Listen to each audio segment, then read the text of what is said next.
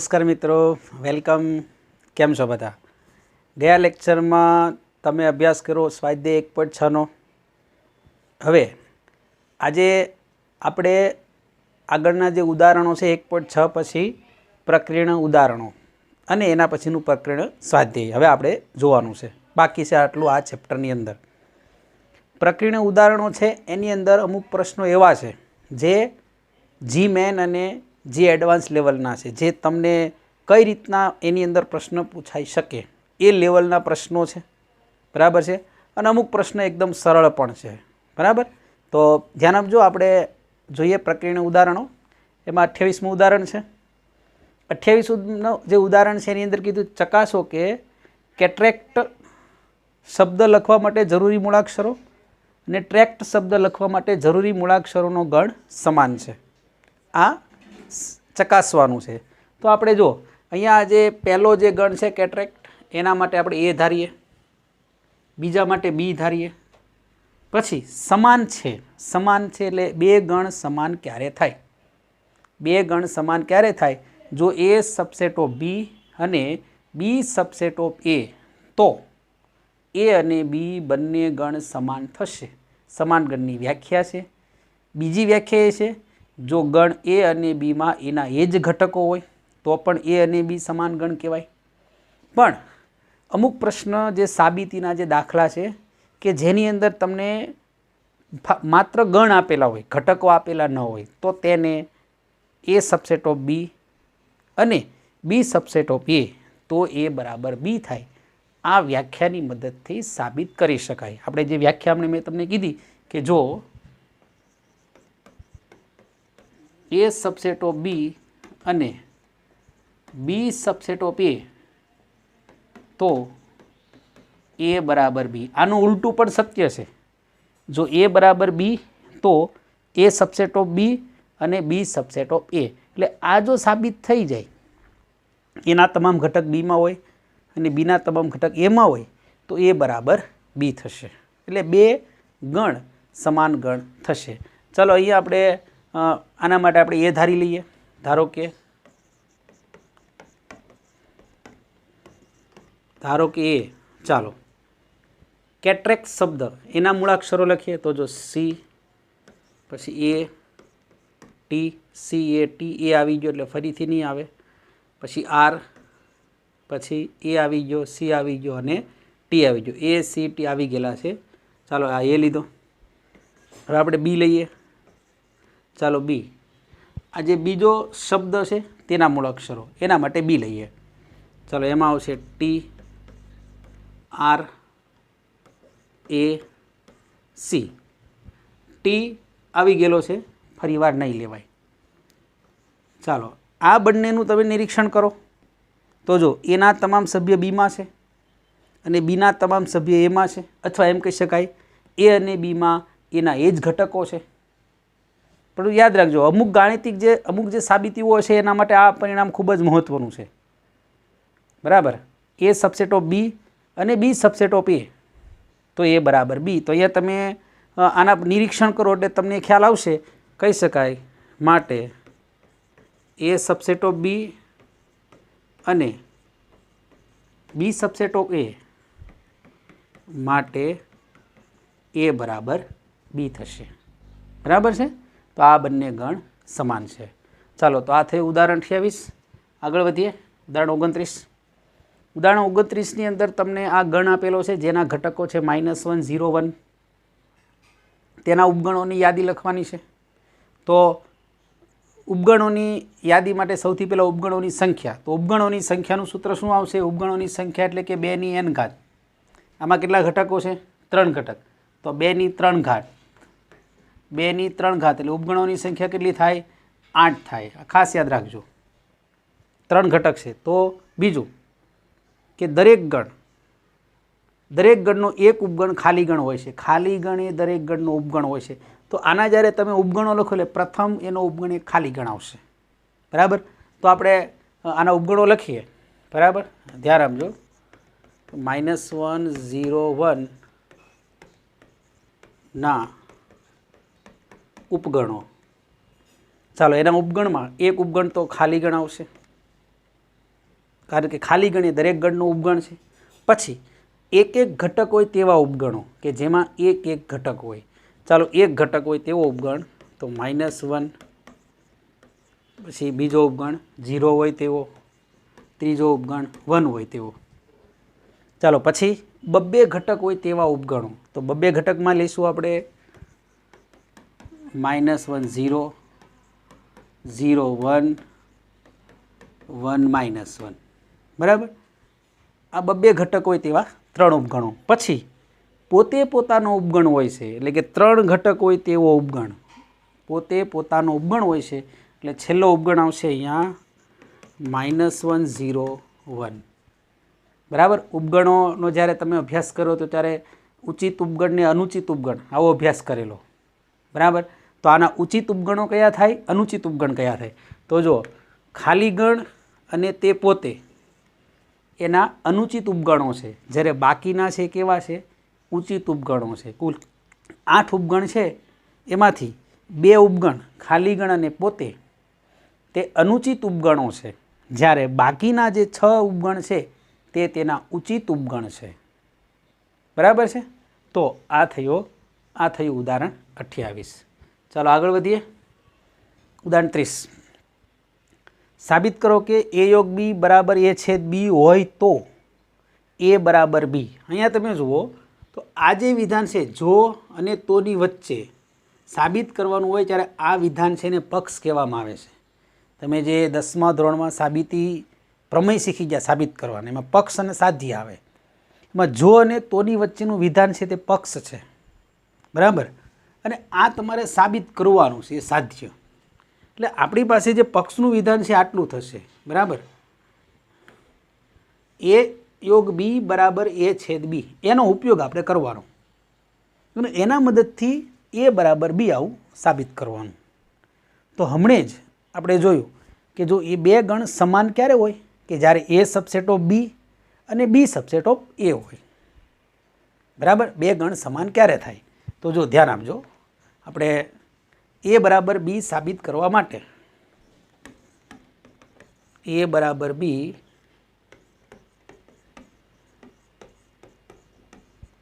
સાબિત કરવા માટે a સબસેટ ઓફ b અને b સબસેટ ઓફ a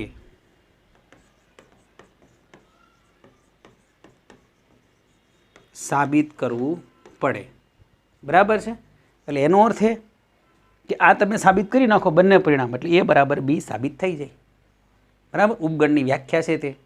તો જો a સબસેટ ઓફ b સાબિત કરવા માટે શું લેવું પડે કે તમે કોઈ ઘટક, તમે એનો પ્રત્યેક ઘટક x જે બીમાં હોવો જોઈએ તો a સબસેટ ઓફ b સાબિત થાય, અને બીનો પ્રત્યેક ઘટક x જે એમાં હોવો જોઈએ તો b સબસેટ ઓફ a સાબિત થાય.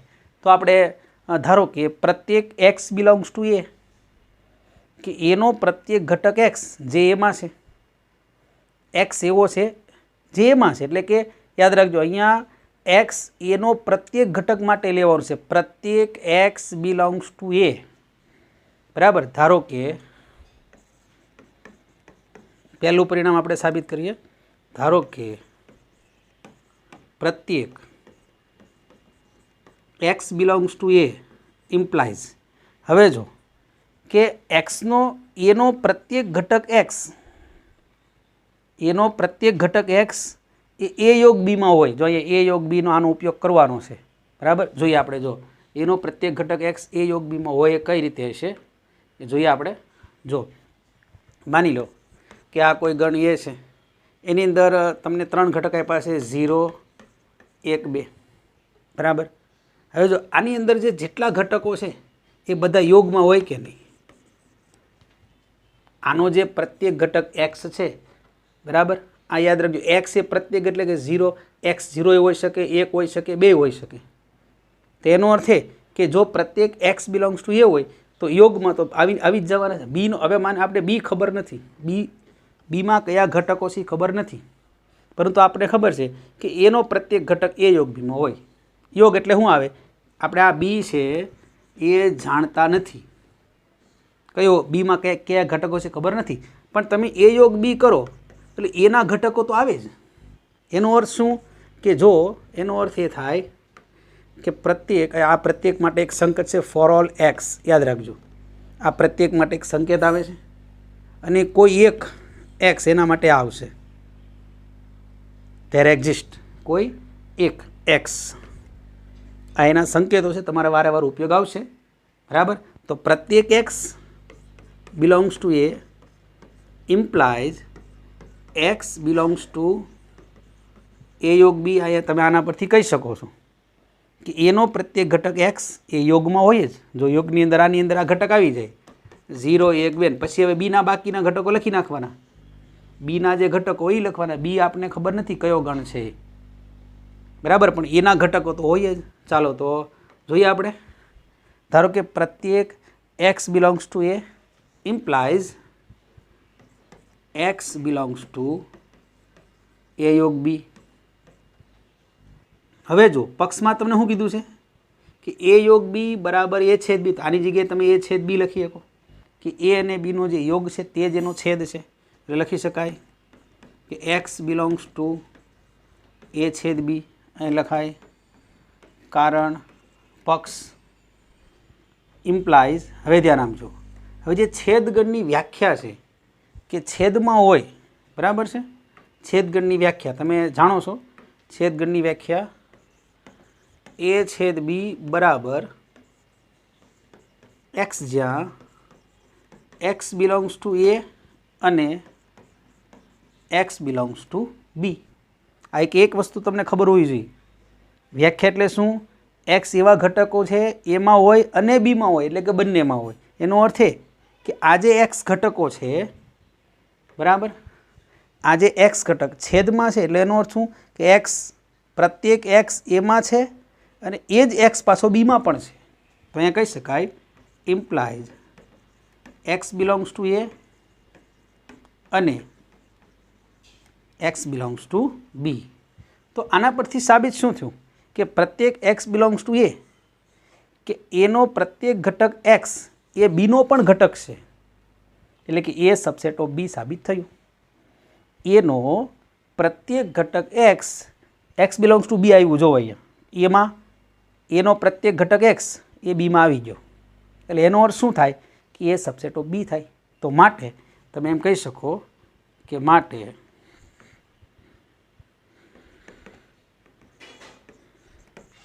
પ્રત્યેક x belongs to A implies x belongs to B, કે એનો પ્રત્યેક ઘટક એક્સ એ બીનો પણ ઘટક છે, માટે એ સબસેટ ઓફ બી બરાબર. તે જ રીતે માની લો કે તમે બીનો કોઈ ઘટક ધારો, બીનો માની લો કે તમે વાય ઘટક ધારી લો, જે બીમાં છે એ પાછો કેવો હોવો જોઈએ, એમાં તો બી સબસેટ ઓફ એ સાબિત થાય. આપણે હવે સાબિત શું કરવાનું છે? એ સબસેટ ઓફ બી તો સાબિત થઈ ગયું. હવે આપણે સાબિત શું કરવાનું છે કે બી સબસેટ ઓફ એ બરાબર. ચાલો તો લઈએ આપણે.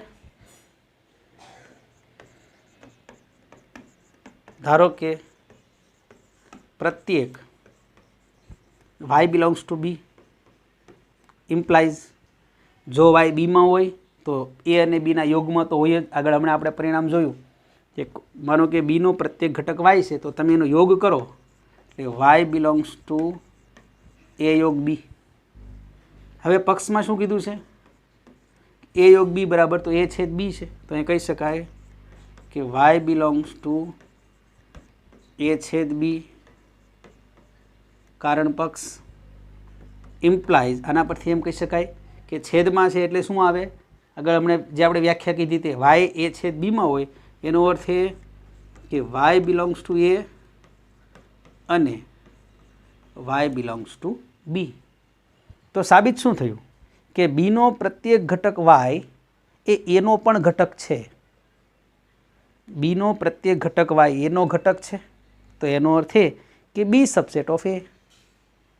જો એનો પ્રત્યેક ઘટક બીમાં હોય તો એ સબસેટ ઓફ બી, અને જો બીનો પ્રત્યેક ઘટક એમાં આવી જાય તો બી સબસેટ ઓફ એ. તો માટે એમ કહી શકાય માટે પ્રત્યેક y belongs to B implies y belongs to A, માટે બી સબસેટ ઓફ એ. ચાલો આને આપણે પરિણામ નંબર આપી દઈએ. આ પરિણામ નંબર 1 અને પરિણામ નંબર 2 માટે પરિણામ 1 અને 2 પરથી એ બરાબર બી થશે. ઓકે, તો આ જે તમને કોઈ પણ ગણ આપેલા ન હોય ને તમારે સાબિત કરવાનું હોય, ખાસ ધ્યાન આપજો. શું કીધું છે કે સાબિત કરો કે એ યોગ બી બરાબર એ છેદ બી હોય તો એ બરાબર બી. આ સાબિત કરવા માટે શું સાબિત કરવું પડે? એ સબસેટ ઓફ બી અને બી સબસેટ ઓફ એ સાબિત કરવું પડે. હવે આપણે એનો પ્રત્યેક ઘટક એક્સ લીધો. એક્સ જો એમાં હોય તો યોગમાં હોય જ, પછી એ યોગ બીમાં હોય જ. પક્ષમાં એમ કીધું છે કે એ યોગ બી બરાબર એ છેદ બી, એટલે એક્સ એ છેદ બીમાં છે. હવે જો એક્સ એ છેદ બીમાં હોય એનો અર્થ એ કે એક્સ એમાં હોય અને બીમાં હોય, છેદમાં હોય એટલે બંનેમાં હોય. તો સાબિત શું થયું કે એનો પ્રત્યેક ઘટક એક્સ એ બીનો પણ ઘટક છે, માટે એ સબસેટ ઓફ બી. તે જ રીતે બી સબસેટ ઓફ એ પણ સાબિત કરી શકાય. એમાં આપણે ઘટક કોઈ વાય લીધો, બરાબર. એમાં આપણે કયો ઘટક લીધો? એમાં ઘટક આપણે વાય લીધો, કે ધારો કે વાય બિલોંગ્સ ટુ બી, બીનો પ્રત્યેક ઘટક વાય. જો વાય બીમાં હોય તો એ યોગ બીમાં હોય જ. કોઈ ઘટક જો બીમાં હોય તો તેના એ યોગ બીની અંદર હોય જ, કેમ કે યોગ એટલે શું? એના ઘટકો અને બીના ઘટકો, અને બંને સમાન હોય એવા ઘટકો, બધા ઘટકો આવી જાય. તો બીના તો વાય એ યોગ બીમાં હોય. પક્ષમાં શું કીધું? એ યોગ બી બરાબર એ છેદ બી, એની જગ્યાએ મૂકી દીધું. પછી વાય બિલોંગ્સ ટુ એ છેદ બી, છેદગણની વ્યાખ્યા શું? X belongs to y belongs to A અને વાય બિલોંગ્સ ટુ બી. છેદમાં હોય એટલે બંનેમાં હોય. તો જો બીનો પ્રત્યેક ઘટક વાય જે એનો પણ ઘટક છે, માટે બી સબસેટ ઓફ એ. તો પરિણામ 1 શું છે? એ સબસેટ ઓફ બી, અને પરિણામ 2 બી સબસેટ ઓફ એ, માટે 1 અને 2 પરથી એ બરાબર બી થશે. બરાબર. તો આ થયું ઉદાહરણ 30. ઓકે, ચાલો હવે આગળ વધીએ. ઉદાહરણ 31. ઉદાહરણ 31માં છે કોઈ પણ ગણ એ અને બી માટે સાબિત કરો કે એ છેદ બી, પી ઓફ એ છેદ બી બરાબર પી ઓફ એ છેદ પી ઓફ બી. આવું સાબિત કરવાનું છે. અહીંયા તમને ખબર છે પી એટલે કે પાવર, પાવર ઓફ એ છેદ બી એટલે એ છેદ બીનો ઘાત ગણ. તો અહીંયા આપણે શું સાબિત કરવું પડે કે ડાબી બાજુ જે છે, બરાબર, આ ડાબી બાજુ આપણે જે સાબિત કરવાનું છે તે ડાબી બાજુ એ જમણી બાજુનો ઉપગણ હોય અને જમણી બાજુ એ ડાબી બાજુનો ઉપગણ હોય. આ સાબિત કરવું પડે. શું સાબિત કરવું પડે? ડાબી બાજુ એ જમણી બાજુનો ઉપગણ હોય અને જમણી બાજુ એ ડાબી બાજુનો ઉપગણ હોય. સાબિત કરવા માટે તો લખીએ અહીં પી ઓફ એ છેદ બી બરાબર પી ઓફ એ છેદ પી ઓફ બી સાબિત કરવા માટે પી ઓફ એ છેદ B subset of P of A છેદ પી ઓફ બી અને પી ઓફ એ છેદ P of B subset of P of A છેદ બી સાબિત કરવું પડે. બરાબર છે. આ પરિણામ સાબિત કરવા માટે આ બંને પરિણામ સાબિત થઈ જાય એટલે આ બંને સમાન થશે. બરાબર. ચાલો તો હવે આપણે પહેલું પરિણામ સાબિત કરીએ. હવે સૌથી પહેલાં ઘાતગણ કોને કહેવાય? હવે આમાં આપણે એક્સ ઘટક કયો લેવાનો છે?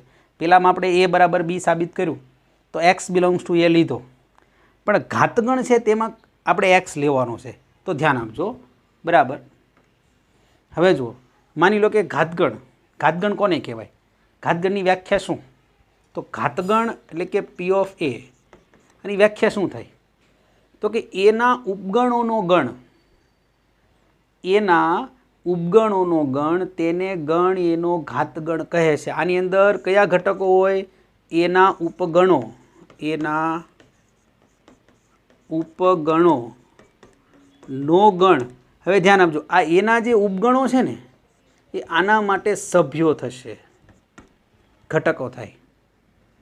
એના ઉપગણોનો ગણ, એના ઉપગણો જે છે એ પાવર ઓફ એના સભ્ય થાય, બરાબર. એનો ઉપગણ. અને બીજી રીતે તમે વ્યાખ્યા આમ લખી શકો, પાવર ઓફ એ બરાબર એક્સ, જ્યાં એક્સ છે શું છે તો કે એનો ઉપગણ છે. એનો ઘાતગણ એટલે શું? એના ઉપગણોનો ગણ. તો આપણે ગણમાં એના ઉપગણો લખવા પડે, એક્સ જ્યાં એક્સ સબસેટ ઓફ એ, બરાબર. એનો અર્થ એ કે આ એક્સ છે એ આ ઘાતગણનો સભ્ય છે અને આ એક્સ છે એનો ઉપગણ છે. એટલે તમે જો આમ લખો કે x belongs to A, x A જો x belongs to power of A, x belongs to power of A, એટલે એક્સ જો પાવર ઓફ એ એટલે એના ઘાતગણનો સભ્ય હોય તો એક્સ સબસેટ ઓફ એ, બરાબર. એક્સ એ એના ઘાતગણનો સભ્ય, જો અહીંયા એક્સ છે શું છે?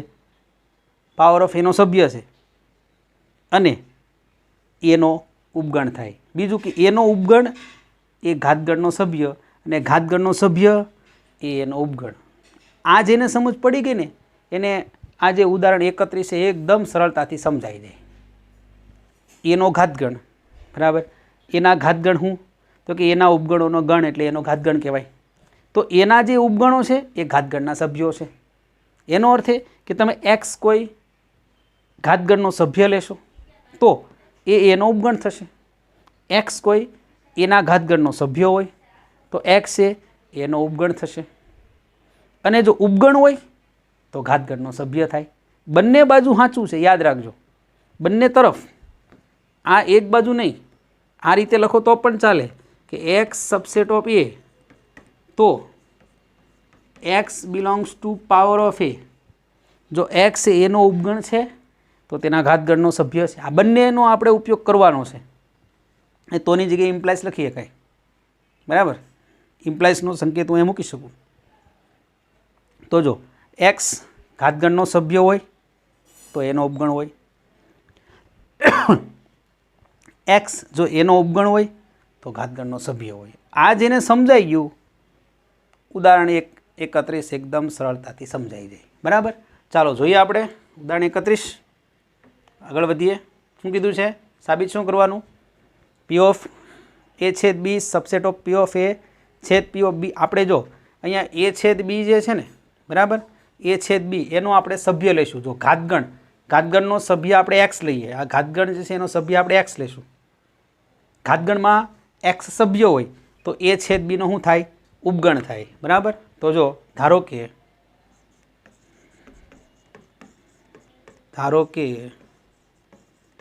પ્રત્યેક, અહીંયા કેપિટલ એક્સ લેવાનું છે ઉપગણ માટે, યાદ રાખજો. ઉપગણ માટે આપણે અહીંયા લેવાનું છે કેપિટલ એક્સ, સ્મોલ એક્સ. સભ્ય માટે એક્સ છે, ભલે પાવર ઓફ એ છેદ બીનો સભ્ય છે પણ એનો તો ઉપગણ છે ને, એટલા માટે કેપિટલ એક્સ લઈને આપણે દાખલો ગણવાનો છે. તો જો ધારો કે પ્રત્યેક x belongs to P of A છેદ બી, પાવર ઓફ એ છેદ બી. તો અહીંયા મેં આગળ તમને કીધું કે એક્સ છે તે એ છેદ બીના ઘાતગણનો સભ્ય છે, તો સભ્ય હોય તો એ છેદ બીનો ઉપગણ થાય. ઇમ્પ્લાઇઝ અહીંયા જે તમને પરિણામ હમણાં કીધું, બરાબર, આ પરિણામ કીધું ને કે એક્સ જો એના ઘાતગણનો સભ્ય હોય તો એક્સ એનો ઉપગણ હોય. એ રીતે અહીંયા તમે જો એક્સ એ છેદ બીના ઘાતગણનો સભ્ય છે તો એક્સ સબસેટ ઓફ એ છેદ બી, બરાબર છે. ચાલો ઇમ્પ્લાઇઝ એક્સ એ છેદ બીનો જો ઉપગણ હોય એનો અર્થ એ કે એક્સ એનો ઉપગણ છે ને એક્સ બીનો પણ ઉપગણ છે. જો એ છેદ બીનો ઉપગણ હોય તો અહીંયા છેદ છે એટલે અને આવે, તો એમ કહી શકાય કે implies x subset of A અને x subset of B implies. હવે જો આગળનું જે પરિણામ કીધું કે એક્સ સબસેટ ઓફ એ હોય તો તેના ઘાતગણનો સભ્ય હોય, બરાબર છે. તો અહીંયા શું કીધું? અહીંયા કે એક્સ એ એનો ઉપગણ છે, એનો અર્થ છે કે એક્સ એના ઘાતગણનો સભ્ય છે. એક્સ એનો ઉપગણ છે તો એમ કહી શકાય કે x implies x belongs to power of a અને x belongs to power of b. બરાબર. x એ એનો x એ પાવર ઓફ એનો સભ્ય છે અને પાવર ઓફ બીનો સભ્ય છે, માટે એમ કહી શકાય implies x belongs to power of a, x belongs to power of A છેદ પાવર ઓફ p. બરાબર છે. અને છે એટલે અહીંયા છેદ આવે. જો છેદ છે એટલે અને આવ્યું તો ફરીથી x સબસેટ ઓફ a છેદ b, છેદ છે એટલે અને આવ્યું માટે x સબસેટ ઓફ a અને x સબસેટ ઓફ b. ફરીથી આપણે ઘાતગણનો નિયમ લીધો કે x એ એનો ઉપગણ છે માટે તેના ઘાતગણનો સભ્ય થાય, x b નો ઉપગણ છે માટે તેના ઘાતગણનો સભ્ય થાય. અને છે એટલે x છે એ એમાં પાવર ઓફ એમાં છે અને પાવર ઓફ બીમાં છે. એનો અર્થ શું કે x છે તે પાવર ઓફ એ છેદ પાવર ઓફ બીમાં હોય. તો સાબિત શું થયું કે પાવર ઓફ એ છેદ બીનો પ્રત્યેક ઘટક x A power of A છેદ પાવર ઓફ બીમાં છે. તો માટે એમ કહી શકાય, માટે પાવર ઓફ એ છેદ B subset of power of A છેદ પાવર ઓફ બી. આને કહીશું આપણે પરિણામ નંબર 1. ઓકે, ચાલો પરિણામ નંબર 2 શું સાબિત કરવું છે કે આ આનો ઉપગણ છે. તો આમાં આપણે આનો કોઈ પ્રત્યેક ઘટક y લઈએ અને આનો જે y ઘટક છે આમાં આવવો જોઈએ. એટલે આ જે જમણી બાજુ છે ડાબી બાજુનો ઉપગણ થઈ જાય. અત્યારે આપણે આ સાબિત કર્યું. બરાબર. હવે આને ઉલટું પણ સાબિત કરવાનું છે. ચાલો તો આગળ વધીએ. સાબિત કરવા માટે આપણે એના માટે y ઘટક લઈશું. ધારો કે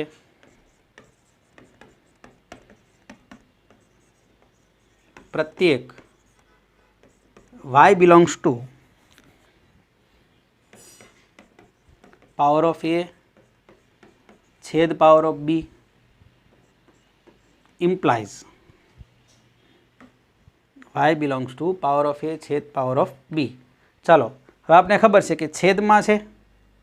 બરાબર. એટલે એનો અર્થ એ કે y belongs to power of A અને y belongs to power of B બંનેમાં હોય. y છે પાવર ઓફ એમાં છે અને પાવર ઓફ બીમાં છે. છેદગણની વ્યાખ્યા. તો માટે કહી શકાય implies y belongs to power of A અને y belongs to power of B. હવે ફરીથી જો y belongs to power of A હોય તો y છે એનો ઉપગણ થાય અને y છે બીનો પણ ઉપગણ થાય. y belongs to power of B, ફરીથી આ નિયમ આવ્યો અહીંયા આ જે છે તે. જો x belongs to power of A હોય તો x છે એ એનો ઉપગણ થાય. બરાબર. જો ઘાતગણનો જે સભ્ય હોય તો તે ગણનો ઉપગણ થાય. બરાબર. તો અહીંયા કહી શકાય implies y subset of A અને y સબસેટ ઓફ બી. જો y એનો ઉપગણ હોય અને y બીનો પણ ઉપગણ હોય તો એનો અર્થ એ કે y છે તે એ છેદ બીનો ઉપગણ થાય અને છે એટલે આ બેનો છેદ થાય. તો તમે કહી શકો implies y subset of A છેદ બી. તો y છે એ છેદ બીનો ઉપગણ છે. તો એનો અર્થ એ કે y છે એ છેદ બીના ઘાતગણમાં હોય. y એ છેદ બીનો ઉપગણ છે તો એના પરથી તમે કહી શકો implies y belongs to power of A છેદ બી. આખો આ જે પ્રશ્ન છે એ આના પર જ આધારિત છે. આ મેં તમને જે સમજાવ્યું ને એના પર. જો x એનો ઉપગણ હોય તો x એના ઘાતગણનો સભ્ય હોય. અહીંયા શું કીધું? y છે એ છેદ બીનો ઉપગણ છે તો y છે તેના ઘાતગણનો સભ્ય થશે. તો જો સાબિત થઈ ગયું, જો પ્રત્યેક પાવર ઓફ એ છેદ પાવર ઓફ બીનો પ્રત્યેક ઘટક y A power of A છેદ બીનો પણ ઘટક છે તો માટે કહી શકાય, માટે પાવર ઓફ એ છેદ power of B subset of power of A છેદ બી. આના પરથી આ સાબિત થયું. આમાં આપણે વાય લીધો અને પાવર ઓફ એ છેદ બીમાં આપણને મળ્યો. આને કહીશું પરિણામ નંબર 2. તો આના પરથી લખી શકાય પરિણામ 1 અને 2 પરથી પરિણામ 1 અને 2 પરથી પાવર ઓફ એ છેદ બી બરાબર પાવર ઓફ એ છેદ પાવર ઓફ બી. ઓકે, તો આ થયું ઉદાહરણ 31 બરાબર. ઉદાહરણ 31 છે. તો અહીંયા ફરીથી કે આ બંનેને સાબિત કરવા માટે ડાબી બાજુએ જમણી બાજુનો ઉપગણ હોવો જોઈએ, જમણી બાજુએ ડાબી બાજુનો ઉપગણ હોવો જોઈએ. એ સાબિત થાય એટલે બંને ગણ સમાન થશે. ઓકે, ચાલો તો હવે આ લેક્ચર આપણે હવે પૂરો કરીશું. મળીશું આવતા લેક્ચરમાં આગળના જે પ્રક્રિયાના ઉદાહરણો સાથે. તો દરેક વિદ્યાર્થી મિત્રો રજા આપજો. Good bye, good luck.